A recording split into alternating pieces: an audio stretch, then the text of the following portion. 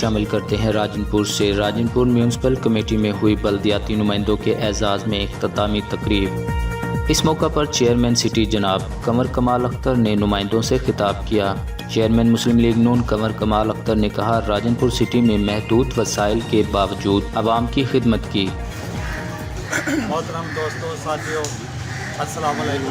میں اپنے تمام کونسلر صاحبان کا اور اپنے میونسپل کمیٹی کے سی او صاحب سے لے کر تمام عملے کا انتہائی مشکور ہوں۔ تقریب میں وائس چیئرمین نعیم ثاقب ایڈوکیٹ اور ندیم قریشی نے بھی اپنے خیالات کا اظہار کیا۔ سب لوگوں کو پتہ ہے کہ یہاں پہ کتنا ہمیں وقت ملا اور ہم نے یہاں پہ اپنے کپتان کی سربراہی میں جو خدمات سر انجام دے سکتے تھے، جو آپ کی خدمت کر سکتے تھے، ہم نے یہاں پہ کی۔ تقریب میں شہریوں کی بڑی تعداد شریک ہوئی اور میونسپل کمیٹی کی کارکردگی کو خاص طور پر نون لیگ کے نمائندوں کی کوشش کو سراہا۔